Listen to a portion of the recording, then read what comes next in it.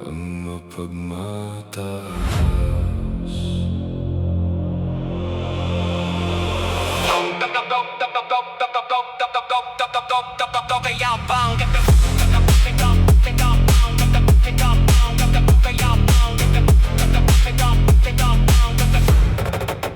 Dalubhasa ka sa pagbaluktot ng katotohanan. Nagkukunwaring biktima, itinatago ang katibayan. Ginamit mo ang respeto bilang iyong kalasag. Ngunit sa likod nito ay pusong hindi matibag. Tinatapakan mo kami para lang ikaw ay umangat. Nilulunod ang lahat sa kasinungalingang kinalat. Sa labas, akala mo'y santo kung kumilos, ngunit tila mo'y talim, paninirang agos. Hinihiya mo kami, dinudumihan ang aming pangalan para lang pagtakpan ang sarili mong kabiguan.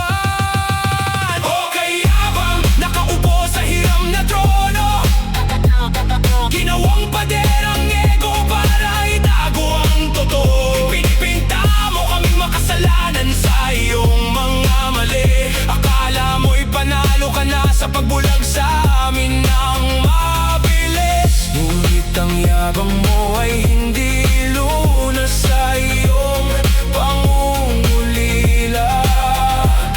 Pagdating ng gabi, ang lungkot mo ang tanging natitira.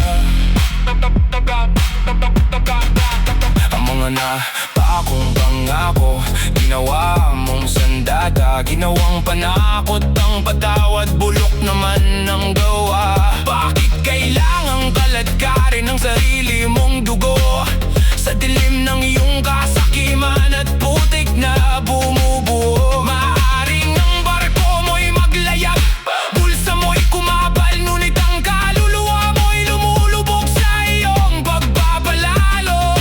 Hindi ka perpekto, huwag magpanggap na banal. Hindi mo pag-aari ang liwanag at katotohanan. Ang mahal ang pagpapakumbabay, hindi tanda ng pagkatalo, kundi pag-amin na tayo'y tao bago pa man sumuko.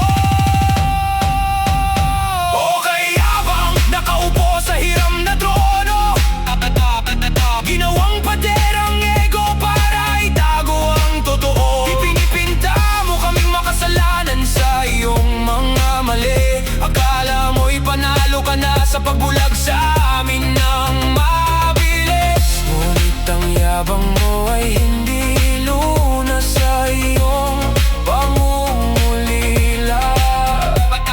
Pagdating ng gabi, ang lungkot mo ang tanging natitira.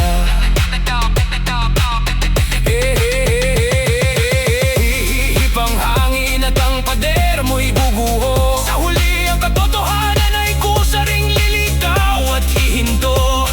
Tigil na sa pagpapanggap na hari, dahil ang tunay na dakila ay ang marunong magpatawad at mapagkumbaba.